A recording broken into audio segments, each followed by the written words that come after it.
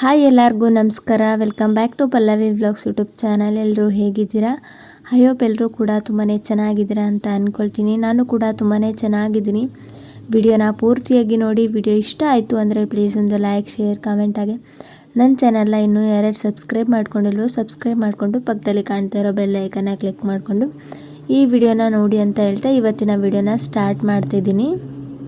ಇವತ್ತು ಬುಧವಾರ ಸಾಯಂಕಾಲದಿಂದ ವ್ಲಾಗ್ನ ಸ್ಟಾರ್ಟ್ ಮಾಡಿದೆ. ಬಟ್ಟೆ ಬೆಳಗ್ಗೆನೇ ಒಗೆದಿದ್ದೆ, ಅದನ್ನು ಮಡಚಿ ಹೊರಗಿಂದ ತೊಗೊಂಡು ಬಂದು ಮಡಚಿ ಇಟ್ಕೊಂಡೆ. ಹಾಗೆಯೇ ಇವತ್ತು ಅಮಾವಾಸ್ಯೆ ಆಗಿರೋದ್ರಿಂದ ಬೆಳಗ್ಗೆ ದೇವ್ರಿಗೆ ಕಾಯಿ ಹೊಡೆದಿದ್ವಿ. ಅದನ್ನು ಇವಾಗ ಕೊಬ್ಬರಿನ ತೆಗೆದು ಕಾಯಿನ ಇವಾಗ ಹೊರಗಡೆ ತೆಗಿಬೇಕು ಅಲ್ವಾ, ಅದು ಚಿಪ್ಪಿಂದ ಹೊರಗಡೆ ತೆಗಿಬೇಕಲ್ವ, ಅದಕ್ಕೇ ಅದರಲ್ಲಿ ಒಂದು ಬಟ್ಟೆನ ಇಟ್ಕೋಬೇಕು. ನೀಟಾಗಿ ಬರಬೇಕಂದ್ರೆ ಅದರಲ್ಲಿ ಒಂದು ತೆಂಗಿನ ಚಿಪ್ಪಲ್ಲಿ ಒಂದು ಬಟ್ಟೆನ ಇಟ್ಕೊಂಡು ಒಂದು ಕುಟಾಣಿ ತೊಗೊಂಡು ಚೆನ್ನಾಗಿ ಬಡಿಬೇಕು.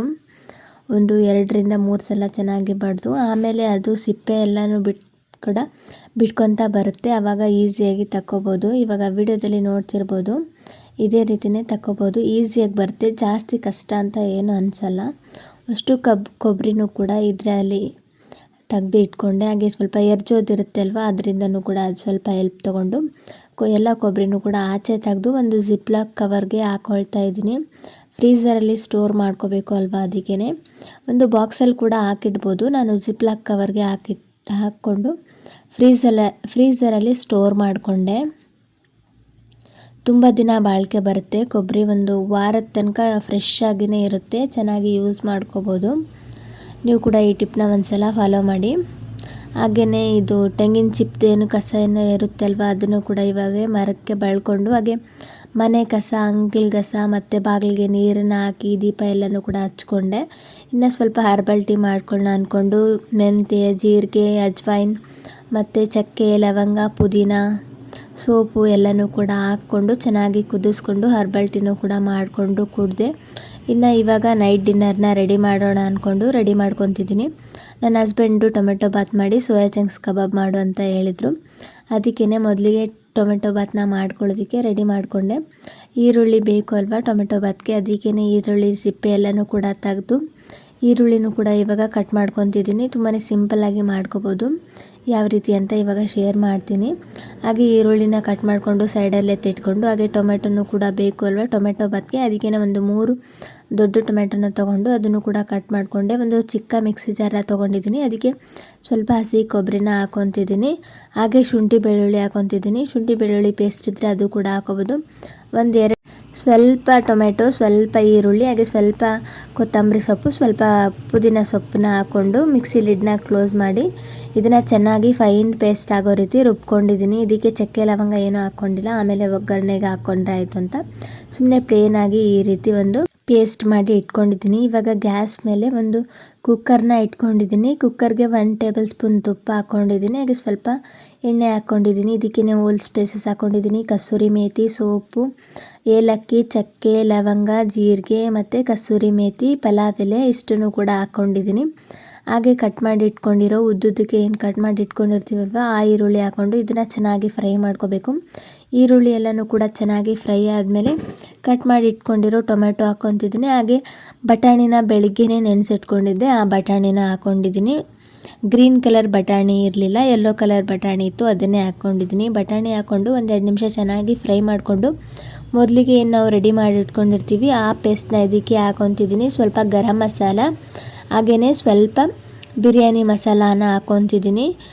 ರುಚಿಗೆ ತಕ್ಕಷ್ಟು ಉಪ್ಪನ್ನು ಹಾಕ್ಕೊತಿದ್ದೀನಿ. ಹಾಗೆಯೇ ಸ್ವಲ್ಪ ಖಾರದ ಪುಡಿ ಹಾಕ್ಕೊತಿದ್ದೀನಿ. ಖಾರದ ಪುಡಿ ಬೇಡ ಅಂದರೆ ನಾವು ಮೊದಲಿಗೆ ಪೇಸ್ಟ್ ಏನು ರುಬ್ತಾ ಇರ್ತಿದ್ವಿ ಅಲ್ವ, ಆವಾಗಲೇ ಹಸಿಮೆಣ್ಸಿನ್ಕಾಯಿ ಹಾಕ್ಕೊಂಡು ಅಥವಾ ಒಣಮೆಣ್ಸಿನ್ಕಾಯಿ ಹಾಕ್ಕೊಂಡು ರುಬ್ಕೋಬೋದು. ನಾನು ಒಣ ಖಾರ ಹಾಕ್ಕೊಳ್ಳೋಣ ಅಂದ್ಕೊಂಡು ಇವಾಗ ಒಣ ಖಾರ ಹಾಕ್ಕೊಂಡು ಇದನ್ನು ಒಂದ್ಸಲ ಚೆನ್ನಾಗಿ ಮಿಕ್ಸ್ ಮಾಡ್ಕೊತಿದ್ದೀನಿ.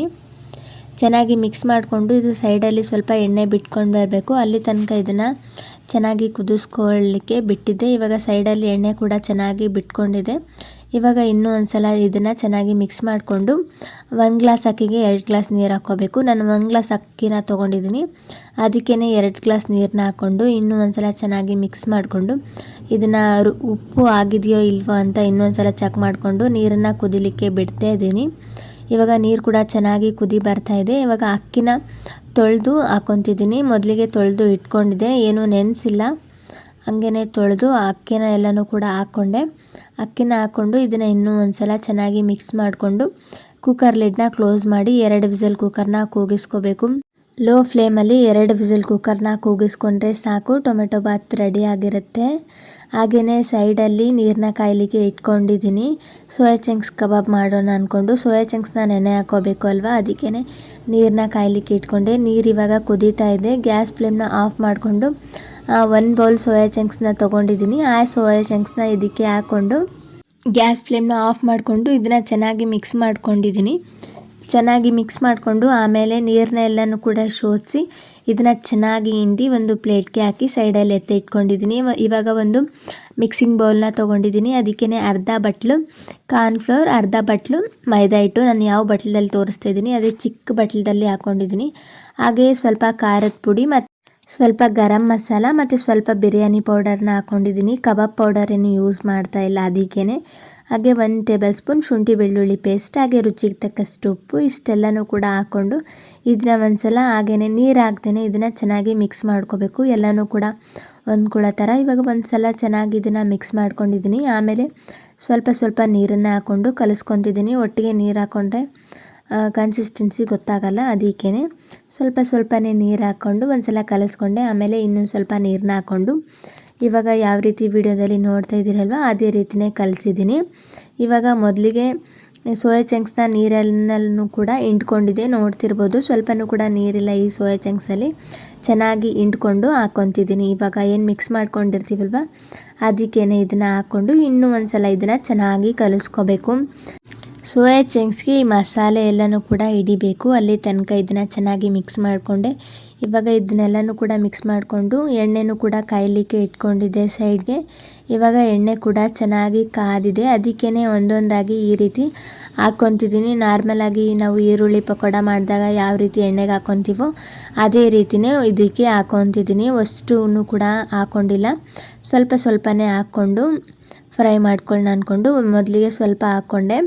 ಅದನ್ನು ಹಾಕ್ಕೊಂಡು ಒಂದು ಸಲ ಚೆನ್ನಾಗಿ ಮಿಕ್ಸ್ ಮಾಡ್ಕೋಬೇಕು 1 ನಿಮಿಷ ಬಿಟ್ಟು. ಆಮೇಲೆ ಇದನ್ನು ಚೆನ್ನಾಗಿ ಸ್ವಲ್ಪ ಕ್ರಿಸ್ಪಿ ಆಗೋ ತನಕ ಚೆನ್ನಾಗಿ ಫ್ರೈ ಮಾಡಿಕೊಂಡ್ರೆ ಆಯಿತು. ಸೋಯಾ ಚಂಕ್ಸ್ ಕಬಾಬ್ ರೆಡಿಯಾಗಿರುತ್ತೆ. ತುಂಬಾ ಚೆನ್ನಾಗಿರುತ್ತೆ. ನೀವು ಕೂಡ ಒಂದು ಸಲ ಟ್ರೈ ಮಾಡಿ, ನಿಮಗೂ ಕೂಡ ಇಷ್ಟ ಆಗಬಹುದು. ಅಷ್ಟು ಸೋಯಾ ಚಂಕ್ಸ್ನೂ ಕೂಡ ನಾನು ಇದೇ ರೀತಿಯೇ ಮಾಡ್ಕೊತಿದ್ದೀನಿ. ಇನ್ನೂ ಒಂದು ಸ್ವಲ್ಪ ಇತ್ತು, ಅಂದರೆ ಸೋಯಾ ಚಂಕ್ಸ್ ಇನ್ನೂ ಸ್ವಲ್ಪ ಎಣ್ಣೆಗೆ ಹಾಕೋದಿತ್ತು. ಅದನ್ನು ಕೂಡ ಇದೇ ರೀತಿಯೇ ಹಾಕ್ಕೊಂಡು ಅದನ್ನು ಕೂಡ ಸ್ವಲ್ಪ ಕ್ರಿಸ್ಪಿ ಆಗೋ ತನಕನೂ ಕೂಡ ಚೆನ್ನಾಗಿ ಫ್ರೈ ಮಾಡಿಕೊಂಡ್ರೆ ಆಯಿತು. ಸೋಯಾ ಚಂಕ್ಸ್ ಕಬಾಬ್ ರೆಡಿ ಆಯಿತು. ತುಂಬಾ ಚೆನ್ನಾಗಿರುತ್ತೆ. ಕ್ರಿಸ್ಪಿಯಾಗಿ ಆಗೋ ತನಕ ಫ್ರೈ ಮಾಡಿಕೊಂಡ್ರೆ ತುಂಬ ಚೆನ್ನಾಗಿರುತ್ತೆ. ಇವಾಗ ಟೊಮೆಟೊ ಬಾತ್ ಕೂಡ ರೆಡಿಯಾಗಿತ್ತು, ಸೋಯಾ ಚಂಕ್ಸ್ ಕಬಾಬ್ ಕೂಡ ರೆಡಿಯಾಗಿತ್ತು. ಇವಾಗ ಸರ್ವ್ ಮಾಡ್ತಾ ಇದ್ದೀನಿ. ಟೊಮೆಟೊ ಬಾತ್ ಕೂಡ ನೋಡ್ತಾ ಇರ್ಬೋದು, ಎಲ್ಲ ಕುಕ್ಕರ್ ಕೂಡ ಕೂಗಿ ಕೂಲಾಗಿದೆ. ಎಷ್ಟು ಉದ್ರಾಗಿ ತುಂಬಾ ಚೆನ್ನಾಗಾಗಿದೆ ಅಂತ. ಇವಾಗ ನನಗೆ ಮತ್ತು ನನ್ನ ಹಸ್ಬೆಂಡ್ಗೆ ಇಬ್ರಿಗೂ ಕೂಡ ಸರ್ವ್ ಮಾಡ್ಕೊತಿದ್ದೀನಿ. ಇನ್ನು ಇವತ್ತಿನ ನೈಟ್ ಡಿನ್ನರ್ಗೆ ಸೋಯಾ ಚಂಕ್ಸ್ ಕಬಾಬ್ ಮತ್ತು ಟೊಮೆಟೊ ಬಾತ್. ನನ್ನ ಹಸ್ಬೆಂಡ್ಗೆ ಮಾರ್ಕ್ಸ್ ಎಷ್ಟು ಕೊಡ್ತೀರಾ 10ಗೆ ಅಂತ ಹೇಳಿದ್ರೆ 10/10 ಅಂತ ಹೇಳಿದರು. ಅಷ್ಟು ಚೆನ್ನಾಗಿತ್ತು ಅಂತ ಹೇಳಿದರು. ನೀವು ಕೂಡ ಒಂದ್ಸಲ ಟ್ರೈ ಮಾಡಿ, ನಿಮಗೂ ಮತ್ತು ನಿಮ್ಮ ಫ್ಯಾಮ್ಲಿಗೂ ಕೂಡ ಇಷ್ಟ ಆಗ್ಬೋದು ಅಂತ ಅಂದ್ಕೊತೀನಿ. ಊಟ ಎಲ್ಲನೂ ಕೂಡ ಮುಗಿಸ್ಕೊಂಡು ಹಾಗೆ ಕಿಚನ್ ಕೌಂಟರ್ ಟಾಪ್ನ ಎಲ್ಲನೂ ಕೂಡ ಕ್ಲೀನ್ ಮಾಡಿಕೊಂಡು ರಾತ್ರಿಯೇ ಪಾತ್ರೆನ ತೊಳೆದು ಮಲ್ಕೊಂಡ್ಬಿಟ್ರೆ ಬೆಳಿಗ್ಗೆ ಈಸಿ ಆಗುತ್ತೆ ಅಂತ ಹೇಳಿ ರಾತ್ರಿಯೇ ಪಾತ್ರೆನ ಎಲ್ಲನೂ ಕೂಡ ತೊಳೆದು ಮಲ್ಕೊಂಡೆ. ಹಾಗೆ ಇದಾಗಿತ್ತು ಇವತ್ತಿನ ವ್ಲಾಗ್. ಈ ವ್ಲಾಗ್ ಹೇಗಿತ್ತು ಅಂತ ಕಾಮೆಂಟ್ ಬಾಕ್ಸಲ್ಲಿ ಕಮೆಂಟ್ ಮಾಡಿ. ಸಿಗ್ತೀನಿ ನೆಕ್ಸ್ಟ್ ವಿಡಿಯೋದಲ್ಲಿ. Thank you for watching. Take care. Bye.